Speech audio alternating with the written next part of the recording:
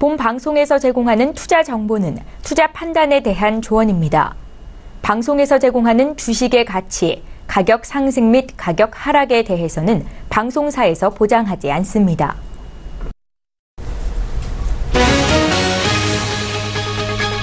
헤드라인 뉴스입니다. 지난 주말 미국 뉴욕 증시에서 S&P 500 지수와 나스닥 지수가 미 연방정부 폐쇄 우려에도 사상 최고치를 경신했습니다. 뉴욕 증권거래소에서 다우존스 지수는 전장보다 0.21% 상승한 26,071.72에 거래를 마쳤고 S&P 500 지수는 0.44% 오른 2,810.30에 기술주 중심의 나스닥 지수는 0.55% 높은 7,336.38에 장을 마감했습니다. 1월 미국 소비자들의 신뢰도가 세제 개편 효과에 대한 불확실성 탓에 전월 대비 내리고 월가 예상치도 밑돌았습니다. 미시간대에 따르면 1월 미시간대 소비자 태도지수 예비치는 전월 95.9에서 94.4로 내렸습니다. 지난해 7월 이후 최저치입니다. 월스트리트저널 전망 집계치는 97.0이었습니다. 국제유가는 하락했습니다. 뉴욕 상업거래소에서 2월 인도분 서부 텍사스산 원유는 배럴당 0.9% 하락한 63달러 37센트에 거래를 마쳤습니다. 주간 기준으로는 1.5% 하락률을 기록했습니다. 미국의 원유 생산량이 사상 최고 수준에 이를 것이라는 전망이 나오면서 투자 심리가 위축됐습니다. 국제에너지기구는 올해 미국의 원유 생산량이 사우디아라비아를 넘어설 것으로 전망했습니다. 국제 금값은 강세를 보였습니다. 뉴욕 상품거래소에서 2월물 금 가격은 전 거래일보다 온스당 0.4% 오른 1,333달러 10센트에 마감했습니다. 연방정부의 일시적인 업무정지, 셧다운 우려로 안전자산 선호 심리가 강해지면서 금값의 호재로 작용했습니다.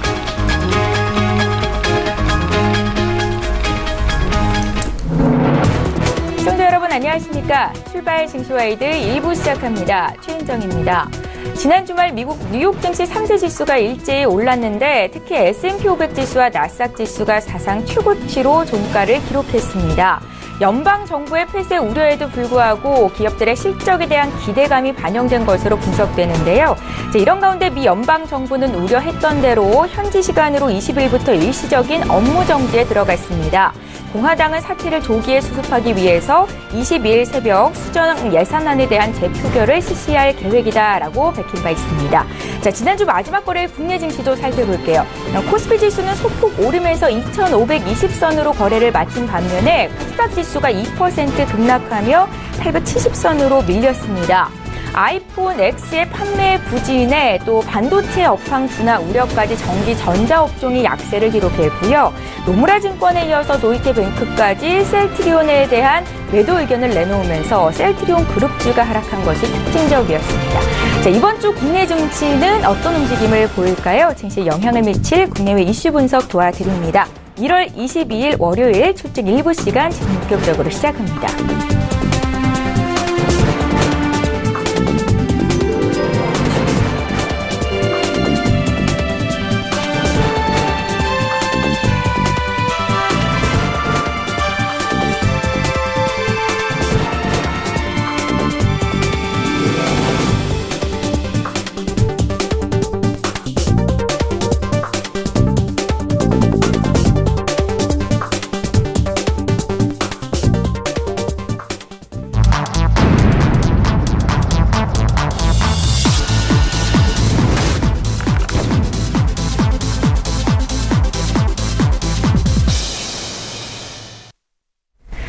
시장의 중심이 되는 국내외 이슈 분석 도와드리는 시간입니다. 신승용의 시그널 라우 시간이고요. 오늘 월요일이죠. 브레인코리아 인베스트의 신승용 대표 모시고 자세한 이야기 듣겠습니다. 대표님 안녕하세요. 네, 안녕하십니까.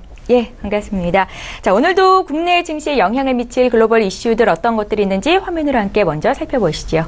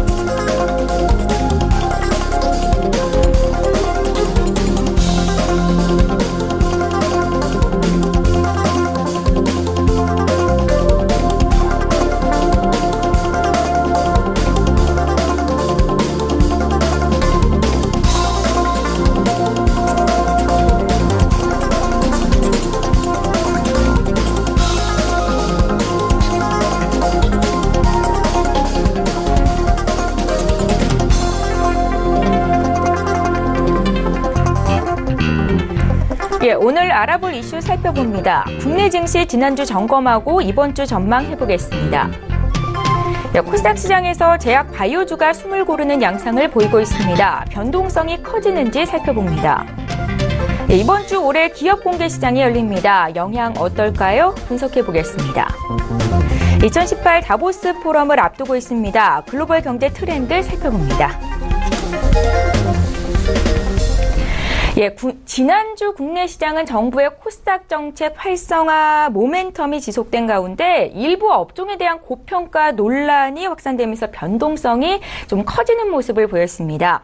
먼저 자세한 이슈를 살펴보기에 앞서서 지난주 증시를 움직인 이슈 정리 부탁드릴게요. 대표님. 예, 이렇게 좀 보셔야 될 것은 지난주 뭐해도 바이오 헬스케어주의 변동성 확대 양상, 그리고 IT 업종에 대한, 특히나 삼성전자를 중심으로 한 IT 반도체 업종에 대한 다소간의 좀 실적 정점 논란이 시장을 조금 좀 시장의 변동성을 좌우했었던 그런 구간 분명히 있었다라는 부분 다시 한번 좀 확인을 해드리도록 하겠습니다. 예. 이 부분은 아무래도 이번 주에도 지속될 가능성이 상당히 높을 것이다라는 그런 생각을 일단 마음속에 먹으시고 시장에 대한 대응책 마련하셔야 되겠다는 말씀 먼저 좀 드려보고요.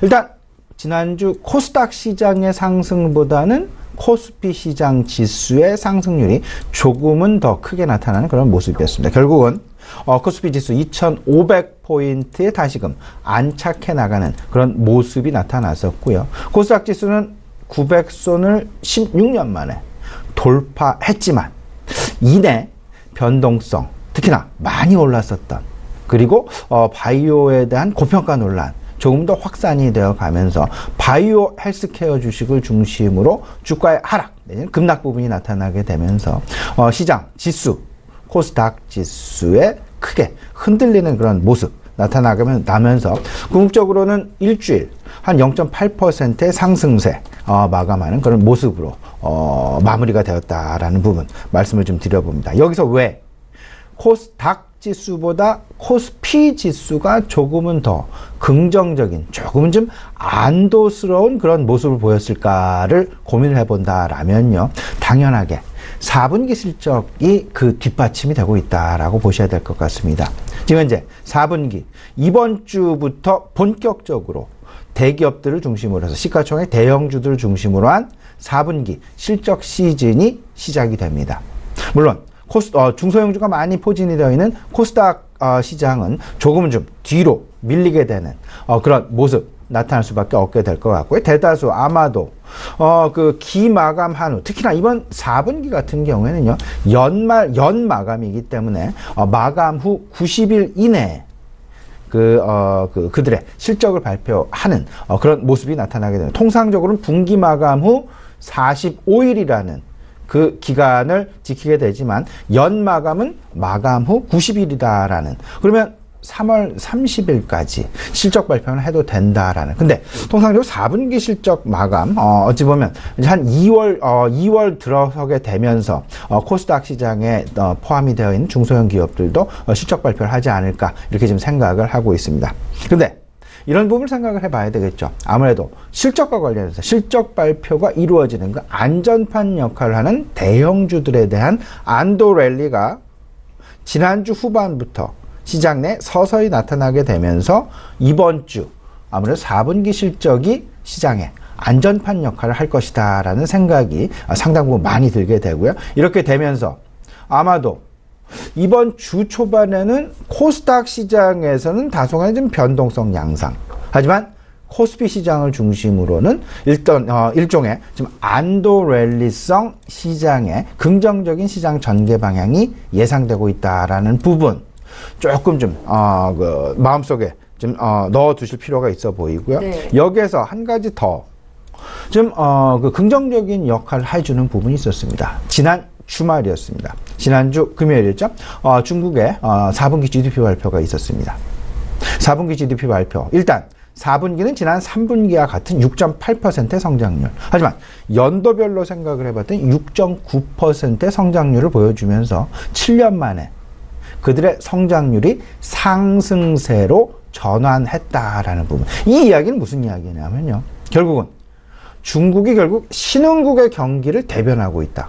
신흥국의 경기를 대변하고 있는 중국의 경제 성장률이 7년 만에 반등을 했다라는 이야기는 이제 소위 말하는 선진국과 신흥국, 이때까지는 선진국의 성장 우선에서 시장에 관심이 지속이 되었다라면 이제는 서서히 그 관심 부분이 IT 실적 정점 논란, 바이오 정점 논란과 맞물리게 되면서 점차 신흥국 경기, 소위 말하는 글로벌 경기 개선세로 서서히 옮겨갈 수도 있다라는 부분, 그런 힌트를 지금 제공하고 있다라는 부분으로 이해를 하셔야 될 것 같고요. 이 부분은 결국에는 지난주 금요일 시장에서 뚜렷하게 나타났었습니다.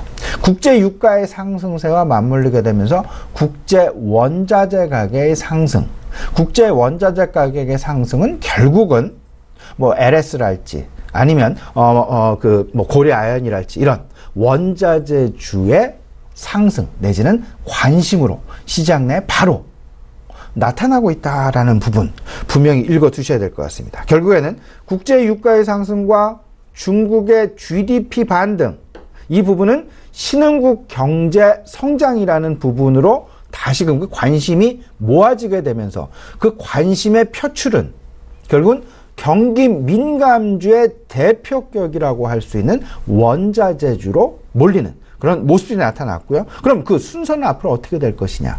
일단 원자재주로 관심이 먼저 가겠죠. 예. 그 다음에 경기 민감, 다시 말씀드리면 석유화학이랄지 정유업종에 대한 그리고 철강업종에 대한 관심으로 당연히 이어지게 될 것이고 그 부분들이 점차 다른 경기 민감 업종으로 확산되어가는 그런 모습들이 날 것이다라는 부분 분명히 읽어보셔야 되고요. 이 부분은 결국은 긍정적인 투자 심리의 지속과 함께 경기 개선이라는 부분 그리고 더 나아가서는 4분기 실적이라는 부분과 맞물리게 되어서 아마도 이번 주 제가 말씀드리는 경기 민감 대형주들에 대한 안도성 랠리가 시장 내에서 진행이 될 가능성이 상당 부분 높을 것이다 라는 쪽에 관심을 좀 기울여 보시고요. 그러면 코스닥 쪽은 어떻게 봐야 될까? 일단 바이오 헬스케어 그리고 조금 그 바이오 헬스케어랄지 좀 고평가 내지는 고성장주에 대한 논란이 아마도 이번 주에도 조금은 더 시장 내 노이즈로 계속해서 지속될 가능성이 있을 것이다 라는 부분. 그러면 그 속에서 조금 좀 벗어날 수 있는 소위 말하는 정부 주도형 성장주에 대한 관심. 결국 그 부분은 4차 산업혁명과 관련되어 있는 자율주행이랄지 아니면 인공지능이랄지 아니면 5G랄지 지금 이제 당장 평창올림픽이 눈앞에 코앞에 지금 다가와 있는 그런 상황이 되겠습니다. 평창올림픽에서 새롭게 구현이 되는 4차 산업혁명과 관련된 부분들. 제가 개인적으로 판단하는 부분은 아무래도 자율주행 쪽에 대한 관심을 조금 더 키워나가시는 것이 바람직하지 않나라는 생각을 좀 가져보게 되고요. 그런 부분들 생각을 해보시면서 전체적인 경기 민감주와 바이오 헬스케어 쪽에서의 쏠림 완화 부분이 다시금 4차 산업혁명, 특히나 자율주행과 그리고 인공지능 쪽으로 조금 더 확산되어갈 그럴 가능성 분명히 염두에 두시면 좋겠다라는 말씀 좀 아울러서 드려봅니다. 마지막으로요. 이번 주 주요 경제 일정, 일단은 4분기 실적 시즌이 오늘부터 이제 시작이 되죠. 그리고 이제 23일 BOJ 일본의 금융통화회의가 열리게 되고요. 25일 목요일입니다. 우리나라 4분기 GDP 일단 3.0%가 넘는 지난주 한국은행에서 발표한 올해 경제성장률 목표치 3.0을 넘기는 그런 모습들이 과연 지난 4분기에 분명하게 나타날 수 있을까의 여부 한번 확인해 보시면 어떨까 싶고요. 예. 26일 금요일 상당히 중요합니다. 미국 일단 셧다운이라는 지금 현재 초미의 관심 사항 진행이 되고는 있습니다만은 그들의 4분기 GDP 3.2%를 넘을 수 있을까의 여부에도 우리가 관심을 가져야 되겠다라는 부분 다시 한번 말씀을 드려봅니다. 그리고 하나 더 마지막으로 좀 말씀을 좀 드려보면요. 예. 이제 셧다운이라는 이슈가 지금 미국 내 가장 중요한 지금 이슈로 대두가 되고 있는데 과거의 경험을 한번 간단하게 생각을 해보면요. 통상적으로 셧다운이 실질적으로 진행이 되는 초기에는 시장이 영향을 그렇게 크게 받지 않습니다. 과거에 이미 그런 경험을 우리가 가지고 있습니다. 이미 4년 전에도 미국 연방정부 셧다운 경험이 이미 한 번 있었고요. 그 전에도 여러 차례 있었습니다. 또 제가 기억하고 있는 가장 길었던 그들의 연방정부 셧다운 기간 한 15일 정도로 제가 기억을 하고 있습니다만 그 사이에 시장 우려감이 있긴 했지만 그거와는 별도로 펀더멘탈 중심으로 시장이 많이 움직였다라는 부분. 근데 이제 우리 시간으로요. 그리고 미국 현지 시간으로 워싱턴 시간으로 새벽 1시 부분이 되겠습니다. 예. 우리 시간으로 오늘 오후 3시경 정도로 예상이 되고 있는데요.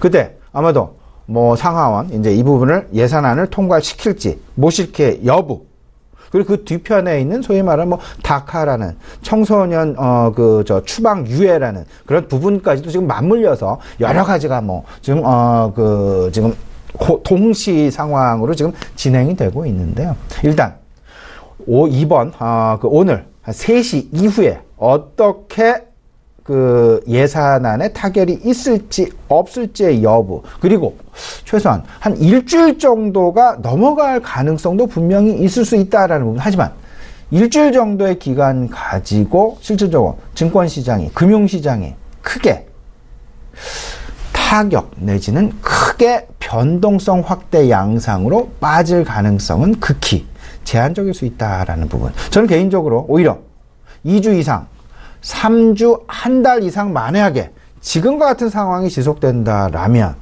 상당히 큰 어떤 금융시장 내 엄청난 어떤 그 변동성 확대가 예상될 수 있겠지만 지금 현재의 상황에서는 이제 하루도 안 지난 그런 상황이다라면 지금 아직까지는 우리가 걱정할 필요는 없지 않을까라는 부분 조심스럽게 우리 시청자분께 말씀드려봅니다. 예, 이제 구체적으로 금주 시장에 영향을 미칠 만한 이슈를 보겠습니다.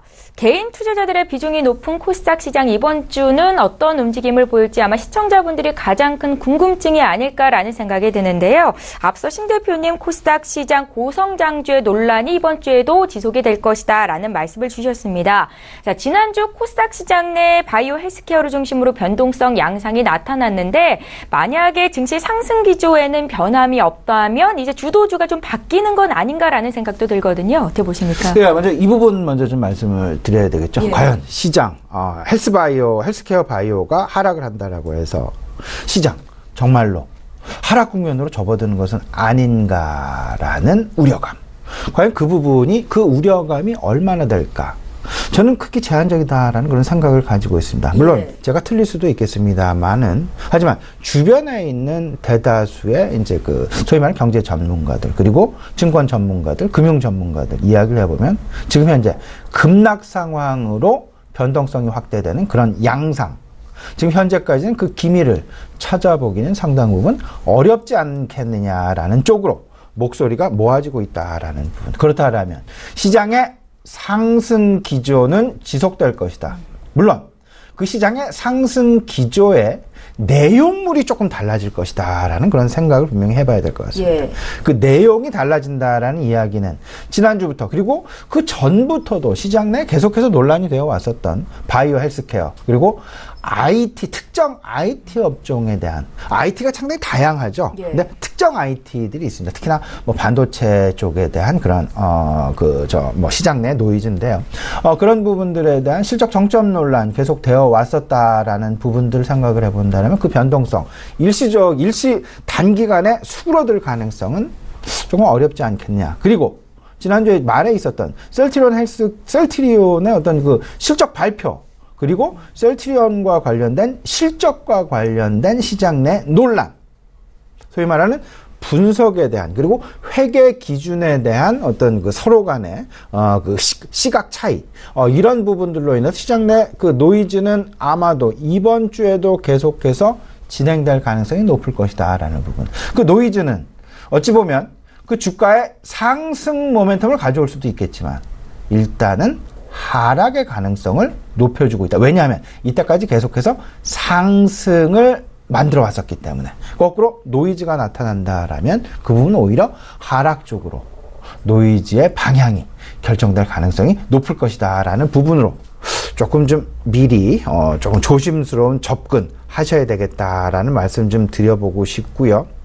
그 관심 부분이 꺼지는 것은 아니다. 하지만 그 관심 부분이 다른 쪽으로 이동이 될 가능성이 높지 않겠느냐라는 부분으로 이해를 하셔야 될 것 같은데요.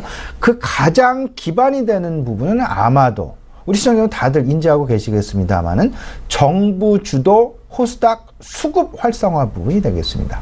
그 부분이 결국은 정부의 지지난주에 발표된 코스닥 활성화 정책의 가장 중요한 핵심이다라는 그런 생각이 좀 많이 들고요. 그로 인해서 KLX 300이라는 지수 이제 런칭 예정에 있습니다. 그 지수의 런칭은 2월 5일로 예정이 되어 있고요. 그렇다면 2월 5일 전후해서는 시장의 변동성이 크게 나타날 가능성이 없다. 왜냐하면 새로운 지수를 시장 내에 런칭을 하게 되고 그렇게 된다면 KLX 300을 중심으로 해서 새로운 수급 기반이 조성이 되게 될 것이고 그 수급 기반이 조성이 된다라는 이야기는 시장의 변동성을 추구하기보다는 오히려 변동성을 하락시키는 그런 방향으로 어떤 그 움직이는 그런 모습들이 나타나지 않겠느냐라는 부분 분명히 생각을 해 두셔야 될 것 같습니다. 여기에 분명한 것, 4분기 실적에 대한 기대감이 분명히 있죠. 네, 분명한 것. 투자 심리 혼란 부분이 나타납니다. 왜냐하면 기대치가 이만큼 높았다가 실적이 이렇게 나왔는데 실적에 대한 노이즈가 나왔다. 이 부분은 차익 매물 출회 가능성을 한껏 더 높여준다라고 봐야 될 것이고 네. 그 부분은 셀트리온을 중심으로 한 지난주 금요일에 있었던 셀트리온과 관련된 실적 보고서 그리고 그들의 4분기 실적 발표 지금 첨예하게 대립을 하고 있다라는 부분으로 이해를 하셔야 될 것 같고요. 이 부분은 오히려 이에 대한 관심 부분으로 가져가시기보다는 오히려 저는 이에 대한 관심을 다른 쪽으로 앞서서 말씀을 드렸던 지금 현재 평창 올림픽이라는 글로벌 이슈도 있고요. 다보스 포럼이라는 이슈도 있고요. 그리고 이제 2월 26일 한 달 정도 남았습니다. MWC 2018이라는 이슈도 분명히 남아 있습니다. 그리고 3월 초에는 디트로이트 모터쇼도 있죠. 그리고 이제 지난주 2월 18일이었습니다. 제2 인천 여객터미널이 개항을 했다라는 부분. 새로운 시장 내 변화가 나타나고 있다라는 것. 이런 전반적인 이런 부분들이 시장 내 얼마든지 재료로서 그 역할, 그 모멘텀을 키워나갈 수 있지 않을까라는 기대감. 바이오 헬스케어에 왜 우리가 국한해서 그 속에 갇혀 있어야 될 것이냐. 이 부분 우리 시청자 여러분 좀 긍정적으로 생각을 해보시면서요.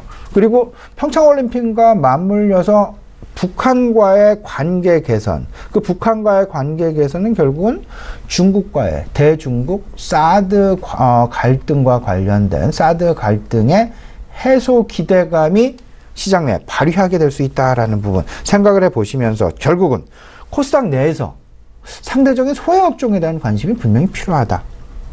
IT, 분명히 IT 중에서 IT 반도체에만 국한하지 마시고 IT 4차 산업혁명과 관련된 IT, 시장 내 5G도 있고 자율주행도 많이 있습니다.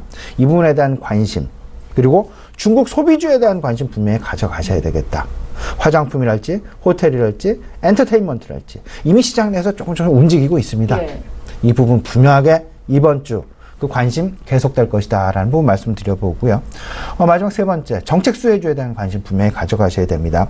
전기 자동차랄지 신재생 에너지랄지 자율주행 5G 전체적으로 우리 시장 내 먹거리 상당히 많다라는 그런 긍정적인 관점을 가지고 시장 대응 전략 조금씩 변경해 나가시면 좋은 결과 만들어내실 수 있지 않을까 생각이 됩니다. 예, 잘 알겠습니다. 자, 이번 주부터 올해 기업 공개에 따른 기업들의 상장이 줄을 이을 예정입니다. 특히나 정부의 코스닥 활성화 정책으로 인해서 올해 IPO 기업은 더 늘 것이다라는 전망도 나타나고 있는데요. 금융시장 성장에 대한 기대감으로 볼 수 있을까요? 시장에 미치는 영향. 몇 가지 좀 생각을 해봐야 되겠죠. 이제 먼저 그 정부의 코스닥 활성화 정책 얘기를 좀 해보죠. 예. 코스닥 활성화 정책은 코스닥의 수급 개선 그리고 코스닥의 관심을 늘려보자. 그러면 결국은 코스닥에 대한 상장 요건이 완화가 되게 됩니다.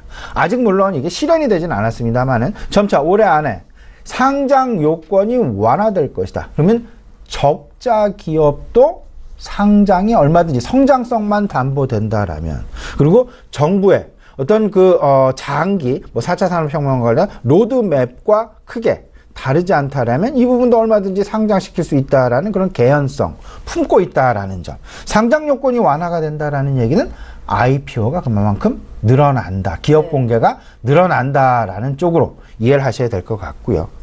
그러면 IPO가 증가한다는 것은 어떤 의미로 받아들여야 할까?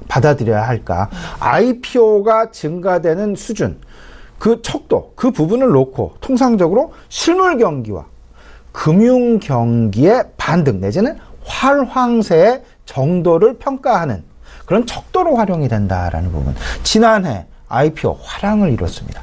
올해 역시 똑같은 비슷한 상황 이어갈 것으로 전망이 되고 있습니다. 올해 IPO 한 10조 원 이상 예상이 되고 있다라는 부분. 그리고 이번 주 25일이죠. 올해 1호 기업이 되겠습니다. 코스닥 내에 상장이 되는 CNG 하이테크가 상장이 되면서 이제 포문을 열었습니다. 다음 주 그리고 2월 달에도 계속되는 상장 지금 예정이 되어 있다. 특히나 올 1호라고 얘기를 하고 있는 CNG 하이테크의 경쟁률, 청약 경쟁률 625대 1을 보일 정도로 상당히 시장 내 관심이 뜨겁게 마련되고 있다라는 부분. 이 부분 생각을 해보십니다. 전체적으로 IPO에 참가하는 것도 한 가지가 되겠지만 IPO가 활성화가 된다라는 것, 그리고 IPO 숫자가 많아진다라는 부분은 증권시장의 긍정적인 투자 심리가 여전히 지속되고 있다라는 부분을 거꾸로 간접적으로 우리가 느낄 수 있는 어떤 시장 내 힌트로서 명확하게 제공이 되고 있다라는 부분. 이 부분 생각을 해보시면서요. 이제 IPO가 만약에 조금씩 줄어든다. 이런 어떤 그 추세가 변하게 된다라면, 시장, 이제 서서히 이제 조심스러운 국면으로 들어가야 될 것이고요. 하지만 지금 현재 같은 상황이다라면 아직까지는 시장 내 계속해서 공격적인 접근을 해도 크게 무리는 없을 것이다 라는 부분으로 이해를 하셔도 되지 않을까 생각이 됩니다. 예. 자, 앞서서도 금주에 다보스 포럼이 개막될 것이다 라고 말씀을 하셨는데요. 매년 연초 스위스에서 열리는 세계 경제 포럼인 다보스 포럼이 이번 주에 개최됩니다. 올해는 어떤 이슈가 화두로 떠오를까요, 대표님? 예, 다보스 포럼, 이제 한 3년, 4년 전부터 이제 시장 내 사실은 관심을 굉장히 많이 가져왔었지만, 다보스 포럼에서 이야기를 하고 있는 주요 화두들이 결국은 그 당해년도 시장 내 매우 중요한 화두로 제공이 되었기 때문에, 그리고 시장 내 테마주의 부각이 이런 다보스 포럼이라는 큰 그림 속에서 이미 윤곽이 나타나고 있기 때문에 시장은 다보스 포럼에 계속해서 관심을 갖고 있다라는 점. 지금 현재는 그 균열된 시장 속에서 공유된 미래를 같이 창조해 나가자라는 쪽으로 그 화두, 주제, 이미 결정이 되었고요. 이 이야기는 결국은 미국으로부터 시작된 그런 국가 이기주의에서 조금은 더 탈피해보자. 그리고 더 나은 미래를 위한 협력, 국가별 협력을 조금 더 공조체제를 좀 만들어 나가자라는 그런 의지로 생각이 됩니다. 근데 저는 이보다 조금 더 생각을 좀 해보는 부분은요. 바로 다보스 포럼에 즈음해서 발간된 다보스 포럼 월드 이코노믹 포럼 그 리포트가 있습니다. 매년 한 차례 발표가 되는데 그 내용물 중에서 올해 2018년도 세계 경제를 위협할 만한 내용들은 무엇이 있을까를 조사를 좀 했었습니다. 예. 여기에 한 4가지 정도가 그 랭크가 되고 있는데요. 첫 번째가 환경과 관련된 위협 부분. 이 환경 위협이라는 부분은 지난해도 우리 시청자들 다들 이미 알고 계시겠습니다만은 하리케인 하비랄지 미국에 등장한 각종 기후 변화, 이상 변화, 이상 기후로 인한 태풍이랄지 허리케인이랄지 이런 부분으로 인한 피해들, 이런 것들 때문에 기상 이변, 기상 이온, 따라서 이와 관련된 어떤 그 환경과 관련된 친환경 에너지에 대한 관심이 아마도 시장 내에서 이 다보스 포럼에서의 위협과 관련된 이런 이슈들로서 파생이 되어지게 되면서 친환경 에너지에 대한 관심 부분이 아마도 우리 시장 내 제공하는 힌트 부분이 아닐까라는 좀 생각이 좀 많이 들고요. 글로벌 경제 격차, 소위 말하는 아프리카라든지 미국과의 경제 격차랄지 이런 부분들 전반적인 경제 격차를 좀 줄이자라는 부분, 같이 공생하는 그런 분위기를 만들어 나가자라는 부분, 이 부분으로 인한 어찌 보면 뭐 각종 테러랄지 이런 부분들까지도 우리가 생각을 좀 해봐야 될 것 같고요. 세 번째, 사이버 공격이 되겠습니다. 최근 비트코인이라든가 소위 말하는 가상화폐와 관련된 뭐 사이버 공격, 그리고 이와 관련된 이것이 비단 아니더라도 각종 사이버 테러라고도 이야기할 수 있는 각종 사이버 공격들이 만연을 하고 있다라는 부분, 이런 부분들이 올 한 해는 작년보다도 더 시장에 대한 관심 내지는 시장을 위협에 빠뜨릴 그런 가능성이 높을 것이다라는 부분. 그러면 사이버 보안과 관련된 그 관련주에 대한 관심을 분명히 나의 포트폴리오 중에 한 켠에 분명히 넣어놔야 되는 그런 힌트로 제공하고 있지 않나는 그런 생각이 좀 많이 들고요. 마지막 네 번째, 지정학적인 위협 부분이 되겠습니다. 뭐 이란의 핵이랄지 아니면 북한과의 어떤 그 북한과 관련된 지정학적 리스크랄지 이런 부분들로 인한 한중 관계 어떤 그 갈등의 지속이랄지, 물론 이를 해소하기 위한 우리 정부의 노력 상당 부분 계속되고 있고 이에 대한 어떤 그 긍정적인 결과물 기대를 하고 있긴 있습니다만은 전체적으로 이런 그 지정학적 위협에 대한 부분은 계속되는 2018년 우리 글로벌 경제에 있어서 상당 부분 시장 내 위협으로 다가올 수 있다라는 것. 그러면 결국은 중장기적으로 투자 힌트는 분명히 제공을 하고 있습니다. 그 투자 힌트, 결국은 기후변화와 관련된 파리기후협약이랄지 아니면 에너지 정보와 관련된 부분이랄지 그리고 사이버 테러 그리고 지정학적 리스크와 관련된 전체적인 움직임 부분들, 사이버 보안과 관련된 부분들까지도 우리 시청자 여러분, 일단 지금 당장은 아니지만 이 다보스 포럼이라는 큰 그림 속에서 일단 시장 내 조금씩 힌트로서 제공이 되어지고 있다라는 부분, 미리 좀 생각을 해볼 필요는 분명히 있어 보이지 않나라는 부분 참고를 하셨으면 좋겠습니다. 예.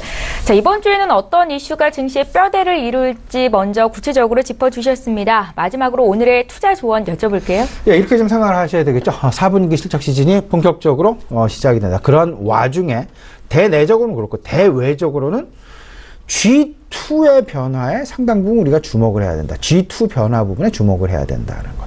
미국은 미국대로의 변화가 나타나고 중국은 중국대로의 변화가 나타나고 있는데 미국에서의 어떤 그 움직임, 변화 부분은 연방정부의 셧다운 부분의 어떤 그 변화. 물론 이제 오늘 오후 3시 이 이후에 과연 어떻게 될지는 모르겠지만 일단은 좀 주목해 볼 필요가 있겠다. 그리고 이번 주말 4분기 GDP 발표 예정에 있다라는 부분.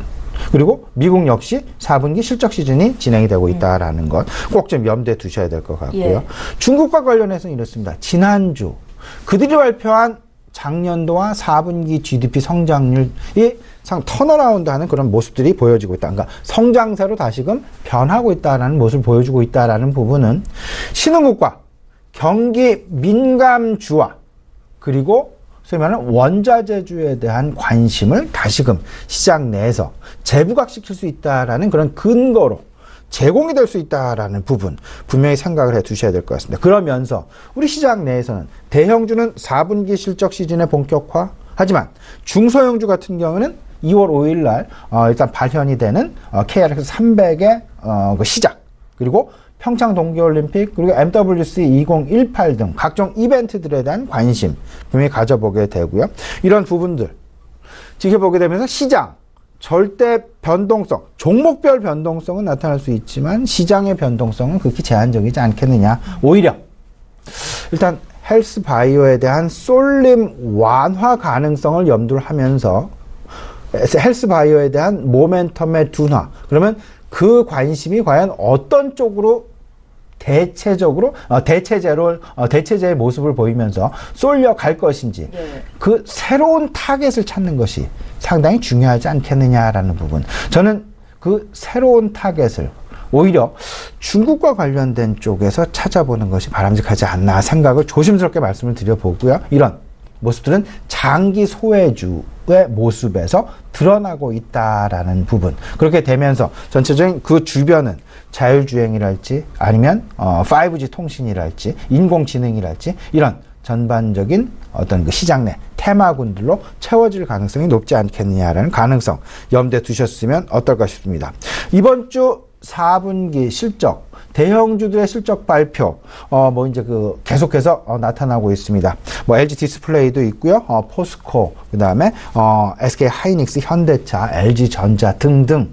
이번 주 실적 발표 기업 한 20여 개 넘게 실적 발표가 본물을 이루게 된다라는 부분 생각을 해보시면서 일단 실적 발표는 시장 내 실망보다는 아마도 안전판 구실을 할 가능성이 높다라는 부분. 그렇다면 안전판, 안도랠리 가능성 염두에 두시면서 그 속에서의 나의 수익률을 어떻게 극대화시킬 수 있을까? 앞서 말씀을 드렸던 시장 내 관심 변화, 타겟을 어떻게 정하느냐에 따라서 나의 수익률이 변할 수 있다라는 부분 생각을 해보시면 어떨까 싶습니다. 예, 이번 주 헬스케어 바이오 업종에 대한 모멘텀 둔화가 어느 쪽으로 흘러가게 될지 체크해보는 것이 관전 포인트가 아닐까라는 생각이 들었습니다. 지금까지 브레인코리아 인베스트의 신승용 대표 모시고 자세한 이야기 들어봤습니다. 고맙습니다.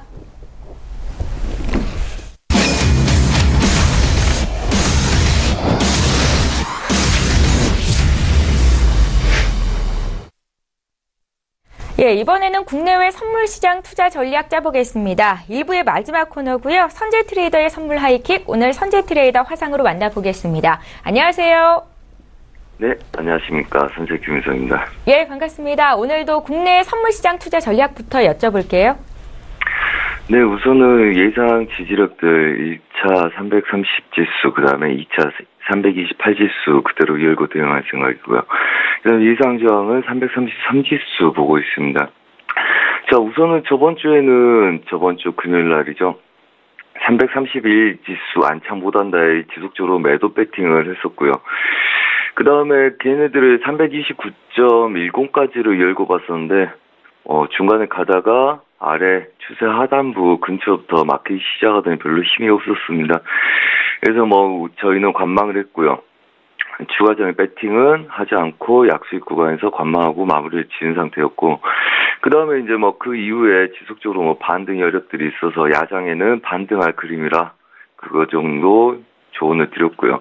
실제 야장에서는 331.10대까지 반등을 하는 모습들 보여줬었습니다. 여전히 오늘 중간 자리에서 부하권에서 시작이 될 거고요. 우선 좀 그림이 복잡한데 우선 전반적인 큰 흐름들이 복잡하기 때문에 그대로 뒀고요.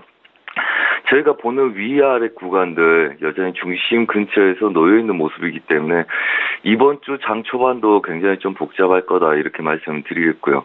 우선은 시가 아래 1포 저항에 시가 위 1.5포 저항이 있습니다. 한마디로 시가에서 1포 밀렸다 해서 매도 추격이나 시가 위에 1.5포 올라간다 해서 매수 추격을 하는 건 위험하다.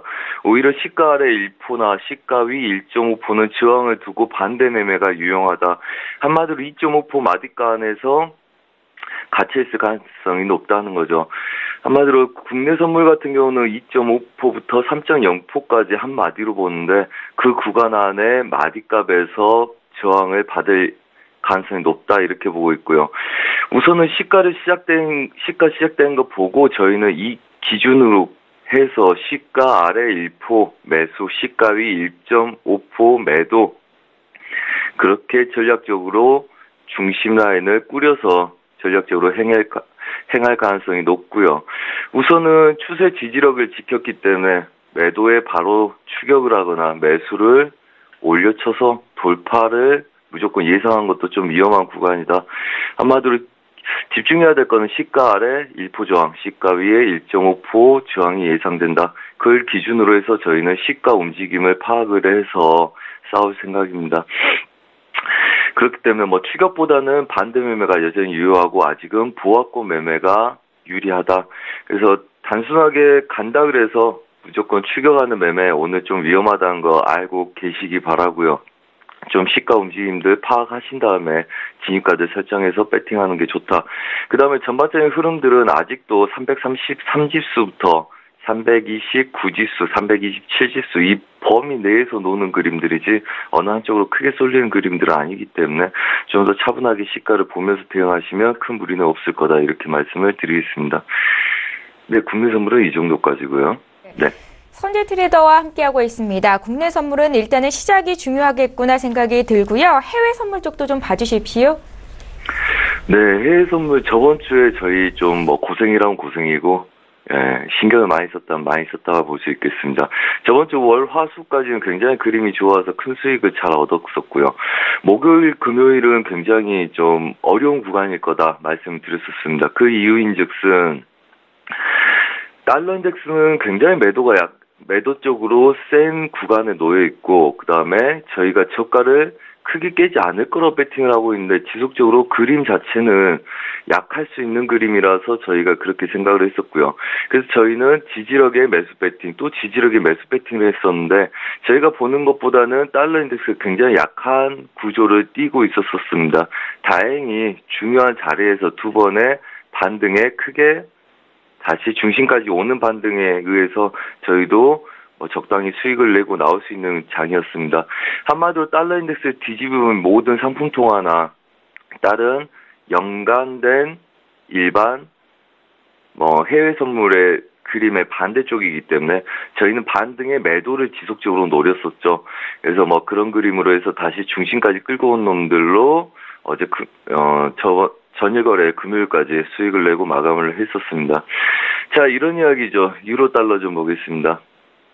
자, 유로 달러 지속적으로 추세 저항도 맞고 저희가 싸워보고, 그 다음에 위로 올라가서 다시 고점 영역에서의 매도 관점으로 그대로 끌고 내려와서 수익을 얻었는데, 금요일 날은 아시아 유럽장부터 중간에 저희가 중간 자리 두 자리를 보고 매도를 밀었었는데, 첫 번째 자리가 약수익 구간에서 뚫리는 바람에 많이들 걱정들 하셨으리라 봅니다.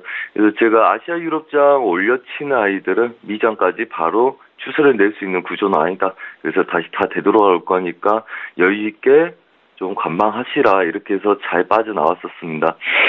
자, 이번 주 이 그림들 때문에 전반적인 추세에 지지력들 형성을 하고 있습니다. 한마디로 이 구간들 잘 못 깨고 있죠. 잘 못 깨고 있고, 시간이 지남에 따라서 아래 윗자리가 추가적으로 열릴 거라고 봅니다. 그래서 우선은 오전 중에 가장 강한 저항점들이 이 구간에 놓여 있지만, 우리가 오전에만 거래할 게 아니고 유럽장, 미장을 대응해야 되기 때문에 우선 예상 저항은 윗자리들 1.23300까지를 열고요. 1차 지지력들 추세 하단부인 1.22400, 그 다음에 2차는 이걸 뚫었을 때 갈 수 있는 자리라 그랬죠. 한마디로 저번 주 내내 최고가에서 매도를 치고 중간 매도에 끌고 왔었는데 아랫자리가 잘 못 깨졌었습니다. 그래서 저희도 조심해야 된다 그랬죠. 아직은 저가 1차 강한 자리를 깨지 못하고 그 다음에 보합권에 놓여 있는 모습이죠. 한마디로 달러 인덱스를 보면 얘네들 아직 보합권에 놓여 있다는 이야기입니다. 한마디로 달러 인덱스가 저희는 이렇게 돼서 얘네들 자리까지 가는 걸 보고 싶은 거죠. 한마디로 다른 구간들 매도로 깨지는 걸 보고 싶다는 겁니다. 하지만 저번 주 이틀 동안 추가적인 그림은 나오지 않았고, 그 다음 보합권까지 하단부까지를 치고 다시 보합으로 든 아이들이기 때문에 오늘 지지력들 잘 보고 이 구간들 앞으로 2, 3일 동안 깨지 못한다면 윗자리를 오히려 저희가 포기해야 되겠죠.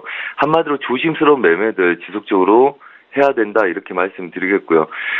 저희는 우선은 고가를 높이고 상단부, 하단부 저항을 두고 있지만 우선은 윗자리들 돌파하기 전은 지속적으로 매도 쪽 관점을 보고 있습니다. 단 저가를 쉽게 깨지 못했기 때문에 굉장히 조심스럽게 최고점 근처에서만 매도를 노린다. 그래서 반등 매도 전략 아직도 유효하다고 보고 있고요. 그 다음에 예상 저항과 지지력까지 좀 위아래 확산 보합으로 여는 구조들, 한마디로 좀 복잡하긴 합니다만 여전히 그런 그림이 유효하기 때문에 복잡한 상하단부 보합권을 예상하고 전략적으로 대응한다. 한마디로 추격보다는 반대 매매가 유리한 장이다, 이렇게 보시면 되겠습니다. 자, 그리고 크루드 오일 좀 보겠습니다. 크루드 오일도 전일 거래일에 이 구간부터 두 자리 매도 가능성 열고 위에서 매도, 그 다음에 얘네들 실패한 거 좀 더 참고 다시 한번 매도로 굉장히 큰 수익을 얻었습니다. 한마디로 아시아 유럽장 지속적으로 반등했던 구간들 매도 쪽으로 시원시원하게 떨어졌고요. 그 전일 거래에도 제대로 저항을 받지 않고 추가적인 상단부들 노리는 구조들 여전히 있었습니다. 한마디로 좀 위험스럽게 아이들은 추세와 반대쪽으로 지속적으로 테스트하다가 무너지는 모습이 나왔다는 거죠. 그래서 크루드 오일도 굉장히 큰 수익을 얻긴 했었지만 저희가 보는 것처럼 시원한 매도 그림은 아니었다.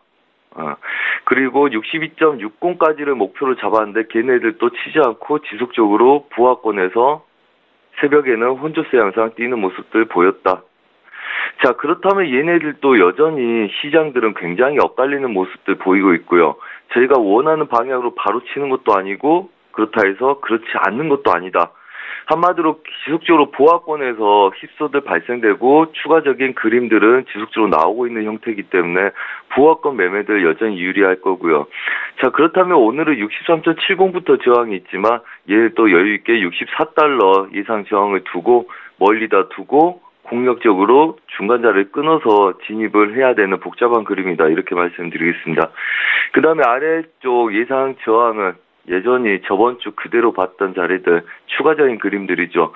저번 주에 저희가 63.20대 1차 큰자리 매도, 그 다음에 이 구간들 싸움들이 어렵다 그랬는데 그 어려운 구간들 62.60, 그 다음에 61.60, 6070까지를 다시 열고 대응을 할 생각이고요. 대신 가는 것보다는 저항을 잘 받아주는 게 좋겠죠. 어느 자리 63.70, 그 다음에 64.00 자리들을 열고 윗구간에서는 저항 매도 쪽으로 볼 생각입니다.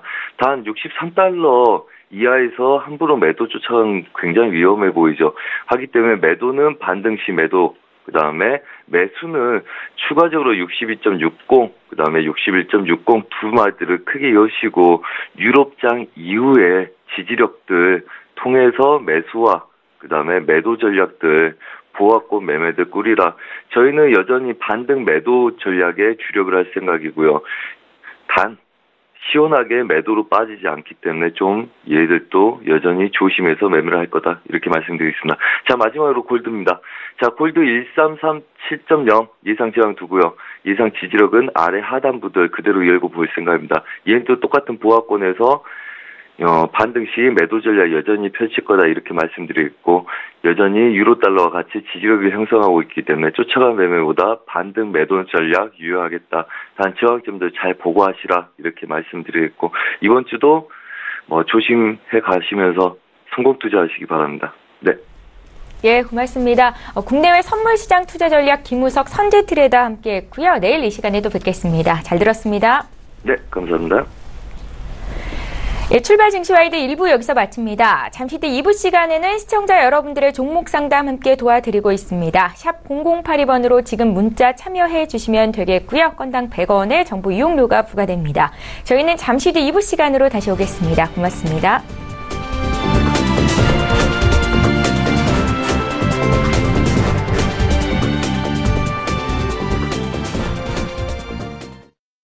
본 방송에서 제공하는 투자 정보는 투자 판단에 대한 조언입니다. 방송에서 제공하는 주식의 가치, 가격 상승 및 가격 하락에 대해서는 방송사에서 보장하지 않습니다.